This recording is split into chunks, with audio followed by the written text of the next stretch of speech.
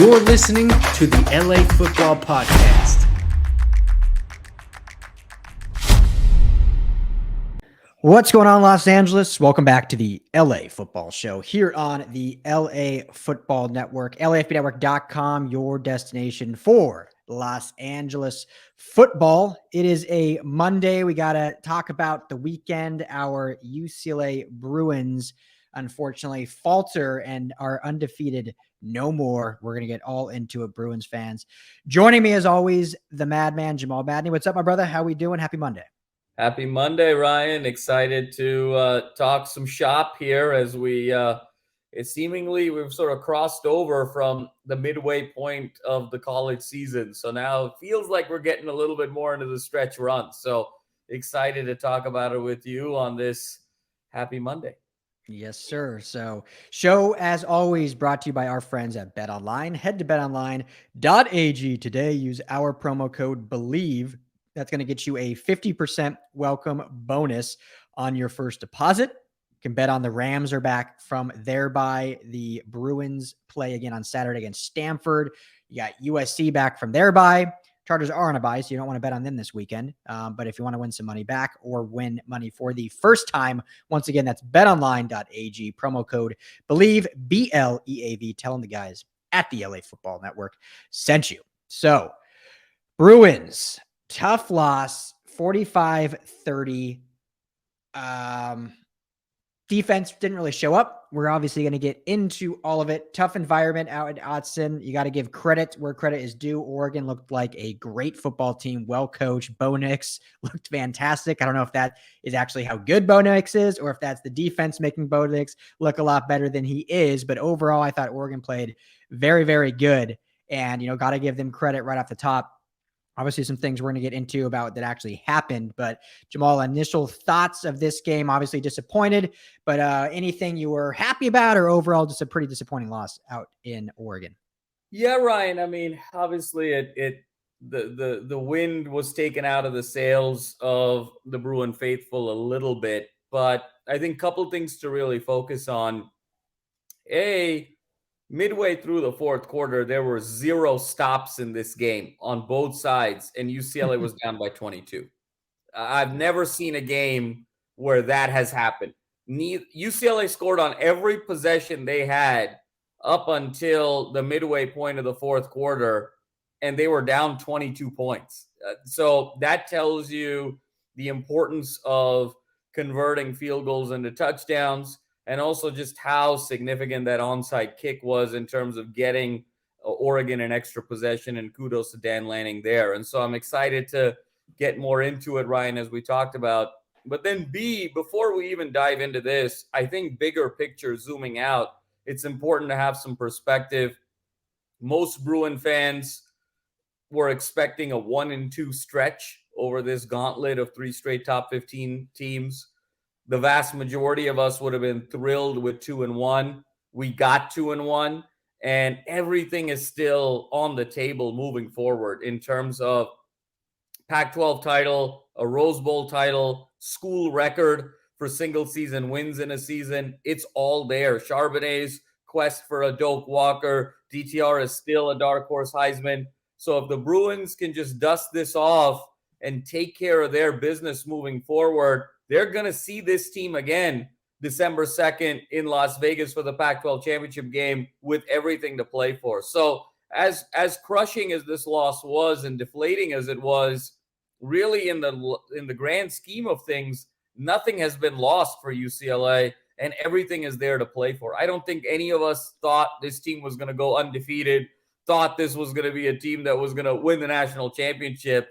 I think the focus was, is this the year they can break that 24-year drought and go to the Rose Bowl and then win the Rose Bowl for the first time in 37 years. And all of that is still very much in the taking. So I think it's important for us to wallow in our self-pity maybe one more day and then shake it off and be optimistic about the fact this is a 6-1 team with a very favorable schedule. And that big one against SC is going to decide a lot of things moving forward for both teams. Yeah, it's a great point and insight. And we want to ask you guys, are the Bruins still on pace to play in the Pac-12 title game. Text UCLA to 31032. Let us know. The math tells us they absolutely are still on pace, but let us know just your thoughts and what your outlook on the rest of the season. That's UCLA to the number 31032. But it's such a good point, Jamal, because, going into the season, everyone, including us, thought for sure this was a 1 or 2 loss team. I mean, we thought this was definitely a good team that had an absolute chance to do some special things this season, but no one in their right mind was said this team was going 13-0 or 12-0, whatever the final number would have been.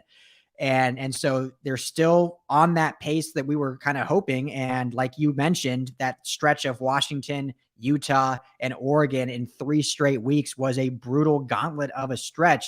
When you look at those are the 3, not including USC, 3 of the 4 best teams in the conference. And to go 2-1 in that stretch, I think is certainly not just okay. That's actually excellent. I mean, that's fantastic. And if anyone would have told you that beforehand, you would have taken it and said, yeah, we'll go 2-1 absolutely in that stretch. And if their one loss was to a really hot firing Oregon team in Eugene, then you would be even, I think, happier. So overall outlook, absolutely still everything is in front of them. That game out November 19th at the Rose Bowl against USC now is, obviously was going to be the game of the season anyway, but now it is really going to come down to that game on who probably plays in the Pac-12 title. But first thing about this game, Jamal, and I know we spent a lot of time last week for the USC game talking about the refs and whatnot, so I hate starting with that, but I'm just curious your thoughts, and I don't even know, I'm assuming you saw this, but there's stuff circling around after the game, and I didn't see it during because of just where I watched it. I wasn't really on Twitter or whatnot. But the onside kick, which was a fantastic call by Dan Lanning, hats off to him to seize a possession. As you said, through the fourth quarter, each team had scored in every possession, and yet Oregon was up by 22 points. That just shows how an offensive game this was. But the onside kick, it came out after that it should have never been allowed. It was essentially Oregon blocked players before the 10 yards, which you are not allowed, is a flag, meaning it would have just been UCLA's ball right there. They could have gone down, tied the game, or taken the lead based on if they got a touchdown or a field goal. So UCLA had so many opportunities through the rest of the 3 quarters to take the game, but that definitely changed the momentum swing. And then just the fact that the offense was doing their will on both sides on either team. So your thoughts on that and how Pac-12 refs yet again missed another big one. Yeah, Ryan, it was really interesting. And it was actually a call that's been made over the course of the season here a few times. I recall the Alabama-Arkansas game a couple of weeks ago where they made that call about the blocking, and folks have been pretty strict across the country on that call. I think it probably was a missed call. I definitely saw some blocking there with Oregon. But, give credit to Chip Kelly coming out and saying, look, I didn't really see it. So Chip actually came out and said, hey, it looked like a clean play to me. And, we had all these other opportunities moving forward. I don't want to turn this into an officiating scenario as to why this team lost. Obviously, that was a huge call. And you got to give Dan Lanning a lot of credit there because it actually was a no-risk play. And I think a lot of people are saying, oh, my God, look at the onions on Dan Lanning to go for it in that way. I'm actually surprised more coaches don't take that into consideration when you're in a shootout because they were up 17-10. UCLA was moving the ball at will at that point, just as Oregon was.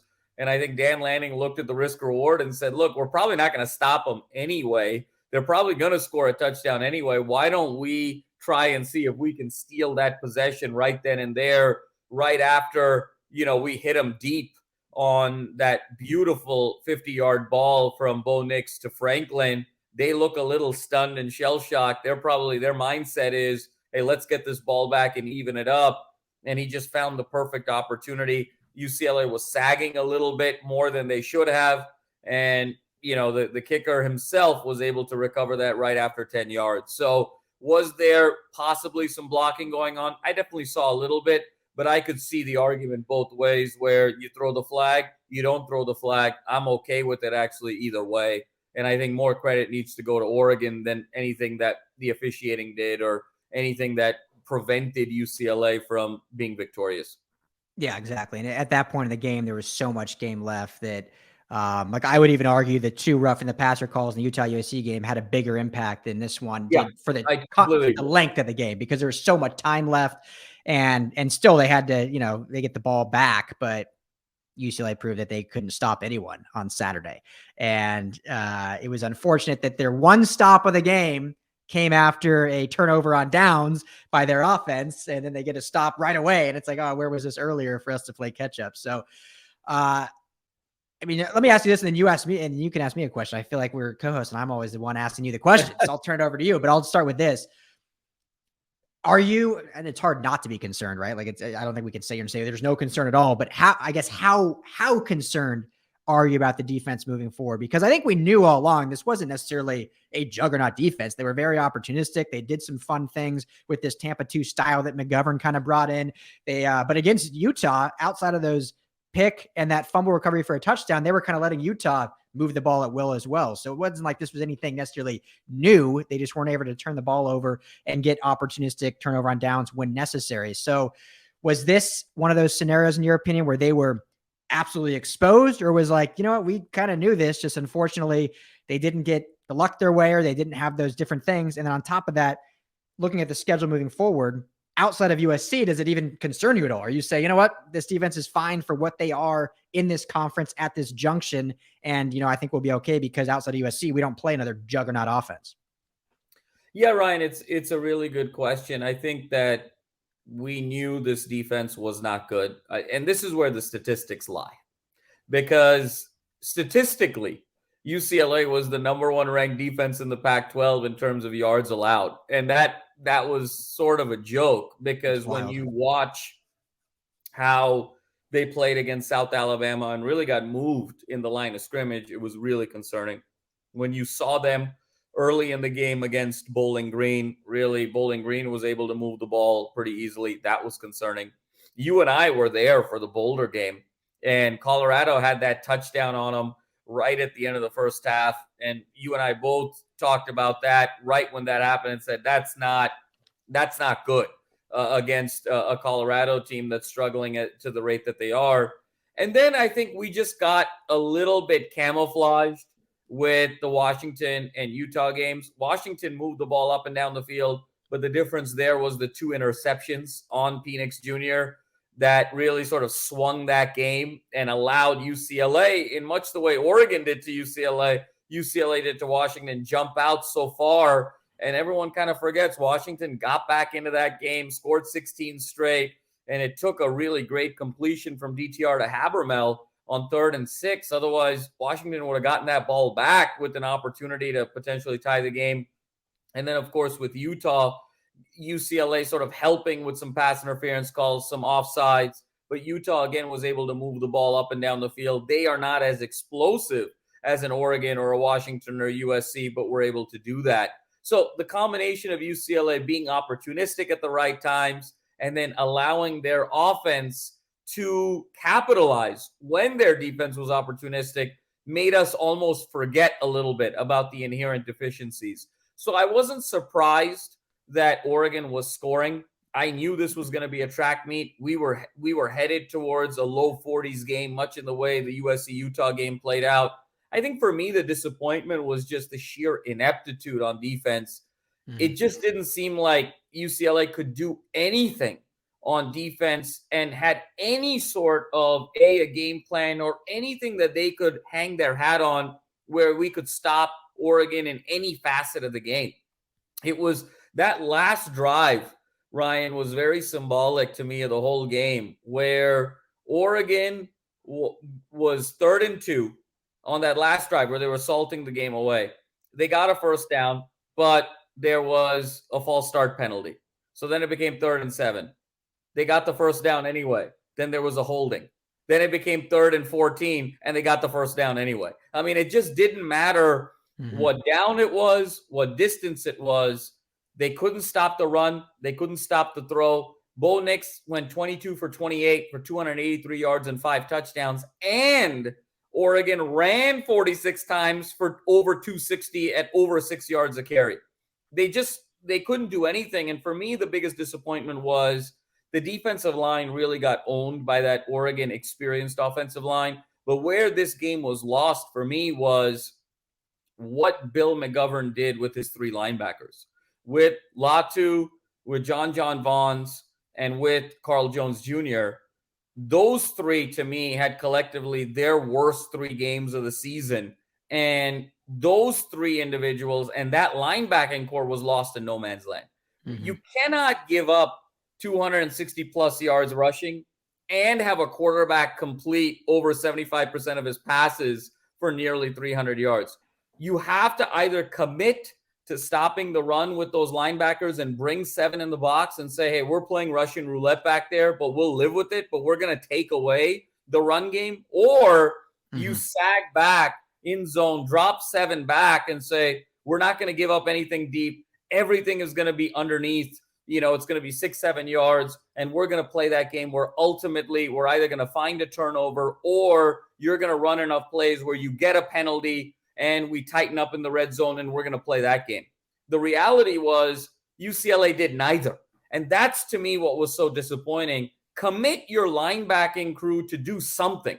Either commit them to 7 in the box and stopping the run, or commit them into pass coverage and give up all the underneath stuff. And UCLA did neither. And structurally, it was just so inept, and they got shredded to such an extent where Oregon just did whatever they wanted and nothing was taken away. That, to me, is the disappointing part moving forward. And that, to me, is the thing that needs to be corrected. When you talk about the remaining schedule, you've got Stanford, you've got Cal, you've got Arizona State, 3 teams that aren't really going to test you very much from an explosive verticality standpoint. But outside of USC, the one team that can test you is Arizona.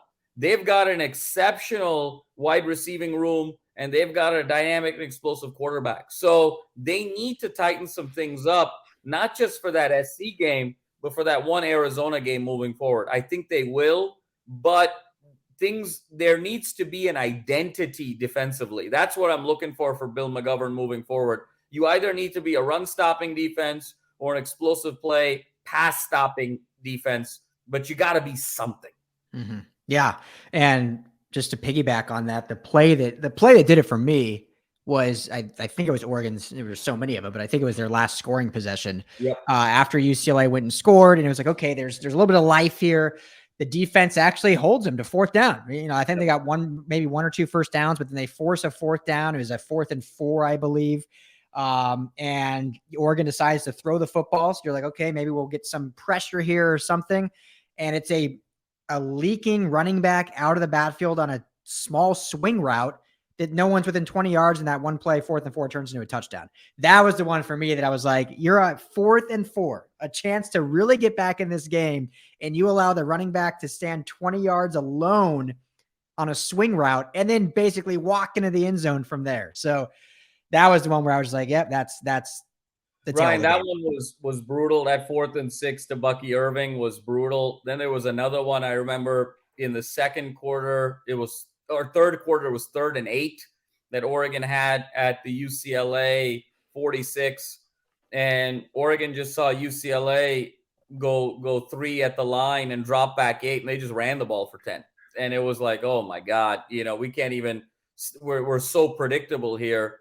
And then the others were in the first quarter, Latu losing contain, going inside rush on 3rd and 12, and Nix could just roll out, find his outlet for 17, 18 yards and a first down. And then JonJon Vaughns missing a tackle again on 3rd and long, and allowing Nix to scramble and get a first down. The frustrating thing here, Ryan, was UCLA got Oregon in about a half a dozen 3rd and long situations. They got Oregon into about 4 or 5 4th down situations, and they just couldn't finish the deal in those situations where they got there. And the rest of the time, they were just getting owned on 1st down, and Oregon was just sort of living in 2nd and 4, 3rd and 2 all the way through. But they were able to get a few opportunities there where the game was still in the balance, and they just looked so confused. They looked like a team that was not confident defensively as that game went on, and how could they? And they looked tentative. Because they were getting beat so much in such a variety of ways, they weren't even sort of aggressively getting beat with tackles. and they were just sort of hesitating to not give Mhm. up the big play and just, it allowed Nix and it allowed those runners to just get 8-10 yards at will. And I think the biggest thing here, Ryan, was Mo Osling III led the team in tackles as a member of the secondary. 17 tackles Mo Osling III had. I mean, Not good. just absolutely incredible. Great game from him, but that's not good because that means they're getting to that third level on every play. if your corner or safety is leading in tackles. So we will obviously talk a lot more about this Stanford game later in the week, but I'm really excited to see how this defense responds because Stanford, as bad as their record is, has shown some good things on offense. We saw in that USC game in week 2 a long time ago. They got really fun kind of RPO style offense that I haven't watched a lot of Stanford since then. So I don't know if they've gone away from that or they did it specifically for that. But this UCLA defense is very similar to that USC defense in terms of how they've played in games and the opportunism. So I wouldn't be shocked if Stanford has a very similar game plan against UCLA. So it'll be fun to see how they respond. But Jamal, before we end this, got to talk some positives here. Yeah. And it's hard not to ever be positive about these two guys, but Zach Charbonnet, yet another amazing game, 20 carries, 151 yards and a touchdown. And Jake Bobo, which I'll ask you a question after, but 8 receptions, 101 yards and a touchdown. Just your thoughts on those two guys as they continue to not only build their resume within the Pac-12, but I think their draft stock is just continuing to go up, up, up. Ryan, Charbonnet is an absolute stud. And how does anyone not think he's not only the best in the Pac-12, but I mean, at worst, top 3 in the country? Yeah. At worst. I mean, I think Charbonnet, Bijan Robinson, Jahmyr Gibbs are battling for who's the best running back in the country. And I don't even think there's a conversation after that. Charbonnet was so spectacular. Oregon had no answer for him. He's an NFL back. He was the bright spot offensively that allowed UCLA to do some things off of that and was able to sort of set up that beautiful swing pass to Keegan Jones where he showed off his 200-meter track star speed down the right sideline for that first touchdown. Charbonnet, his combination of power and feet and his ability to not just take contact and just bounce off of people on the inside, but the relative ease that he can get to the sideline and bust sort of runs to the outside for a man his size is absolutely remarkable. He is so special. Probably the most gifted NFL-ready running back UCLA has had since Gaston Green. And that's spanning now nearly 35 years. And so Charbonnet was absolutely spectacular. I would say the lone bright spot, the lone individual that got an A game for UCLA on the offensive side. Because I thought DTR, I'll be honest with you, Ryan, the other element that I'm excited to see in this bounce back is DTR started to revert to a little bit of his previous behaviors pre-Utah, pre-Washington, and last year. And you saw a little bit of that on that very first offensive series where he tried to force the ball in the end zone a couple of times. So I'm waiting for DTR, and I'm anxious to see him against Stanford sort of go back to the DTR against Utah and Washington, not the DTR of 2021 and previous. So seeing how he sort of resets his behaviors to get back to a baseline 2022 is going to be really exciting. Bobo's very special, Ryan. But again, I think this is where the numbers lie a little bit. He had 8 catches, 101 for a touchdown. 5 or 6 of those catches were in the fourth quarter in garbage time. And he had a phenomenal one-handed grab. But I think Christian Gonzalez of Oregon actually did a really good job on him most of that game. And he's special in terms of hands, in terms of size. But Bobo is going to have to be better than he was against Oregon, against USC. He's going to need to make a bigger impact earlier in the game where the material outcome of the game is still very much in the air. He was able to sort of pick on some of the prevent concepts that Oregon was doing in the fourth quarter when the game felt out of hand already, and 5 or 6 of his balls were there. So all the tools are there. The Fox guys were salivating over Jake Bobo, where they were saying, he looks like a guy who shouldn't be doing the things that he can do. But that combination, Ryan, that he has of size and of hands and catch radius, it's all there. We fell in love with Kyle Phillips. We said Kyle Phillips was going to be a great NFL player before anyone else thought it last year. I think Jake Bobo has taken that mantle and is going to make a team very happy in the 2023 NFL draft come April.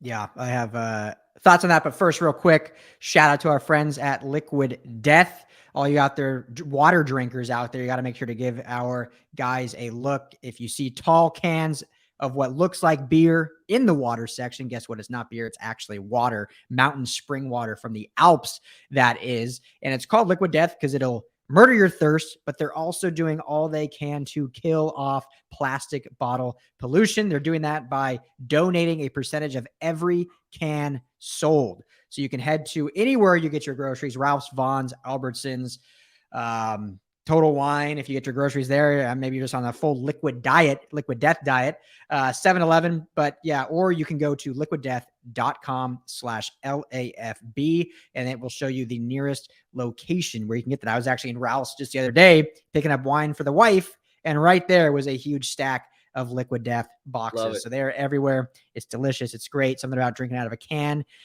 just feels better than the bottle. What do you call it, Jamal? You have a hydration event, Ryan. A hydration event, and it's all with Liquid Death. Tell them the guys at the LA Football Network sent you. So, yeah, a couple last thoughts, Jamal, and then if you have anything else you want to touch on, we can, but I think that'll kind of do it. But, yeah, Zach Charbonnet is just so special, man. It was cool seeing our buddy Brentley Weissman, who is a draft expert for the Draft Network. He tweeted out during the game, I'm paraphrasing, but essentially, all right, I'm finally on board, and I believe there's no way Charbonnet makes it out of the second round. I had tweeted 3 weeks ago that he was probably a first round back and got laughed at. And now I think people are realizing like, yeah, no, he's actually pretty damn special. And the only reason why he wouldn't be first round is just because the value of running backs in the NFL is less, but he certainly has the pedigree and the talent and the size and the speeds and the skill set to be that high of a graded back. And he just proved it once again. And when you need it, got to have it. He gets it done. I mean, over 7.5 yards per carry again in this one. So hats off to Charbonnet. Excited to see him just keep building that stock. And obviously this team runs through him and they need him to continue this level if they're going to keep up and keep doing what they got to do. Jake Bobo. Yeah. You hit the nail on the head. And I kind of didn't allude to that. Obviously the numbers were great, but yes, it was more at the end of the game. And I'm curious, we are going to get, which we're excited about. We're going to start getting some all 22 tape for these UCLA games so we can really see. Because I'm very curious how much of that is maybe DTR not looking his way, or how much of that is him not getting open. How much is that conceptually? And, at this point, I don't know. So I'm not going to assume obviously you can jump in if you know different things. But what I will say is it seems no matter what, when they need a big catch, he's the guy you can count on. Even if it was only 3 catches or 4 catches through the first 3 quarters, when they needed a big one, he was the guy that got it done. And I think that's what makes it so exciting. But to your point, we need to see that consistency from quarter 1 through quarter 4 if this offense wants to stay as dynamic as they have the ability. I have a pro comp, Jamal. And I know you and Will do the Draft as a Session podcast. You guys are the draft experts, not me. But he reminds me of Mike Evans in the NFL. Same size, 6'5", 215, 220. Mike Evans was a guy out of Texas A&M, first-round draft pick. I think he went 13th over. He went top 15. I know that much. Finished his final season at Texas A&M with somewhere around 70 catches, 1,300 yards, 12 touchdowns. Bobo's on close pace with that. Maybe a little under in the yardage category, but definitely in the touchdowns and receptions. Has the same size, has kind of the speed and tools. So here's a guy that not only is so important to this offense and to DTR's continued maturation and potential Heisman candidacy, but also a guy that we could actually see be a very high round draft pick. I know that's a long ways away. We're talking about in season, but it's exciting when you see these guys, especially of UCLA ilk, that can kind of get some love in that first day or early day 2. And I think Bobo's a guy that can absolutely become that as the season goes on. But to do that, to your point, Jamal, he needs to do it from quarter 1 all the way through quarter 4.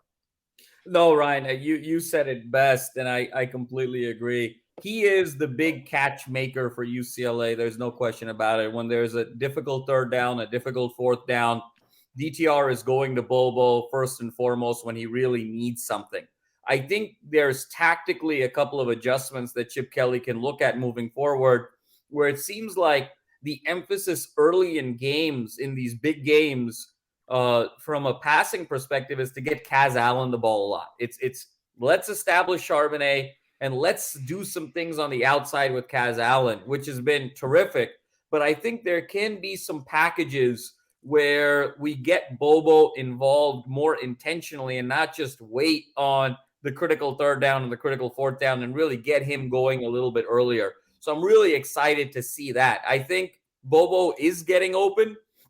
I think it's just more of an emphasis of where Chip is directing DTR to go with the ball a little bit, because every time you see DTR making reads, invariably Bobo is open and he's hitting him in those key situations. So that's going to be really exciting to see moving forward. I love the comp with Mike Evans. I think for me to get all the way there with Mike Evans, I completely agree with you. Got to see how Bobo does with the long ball, because Mike Evans is, for his size and his frame, is an absolutely incredible long ball receiver. We saw it at Texas A&M with Manziel. He was able to get such deep balls even as a man of his size.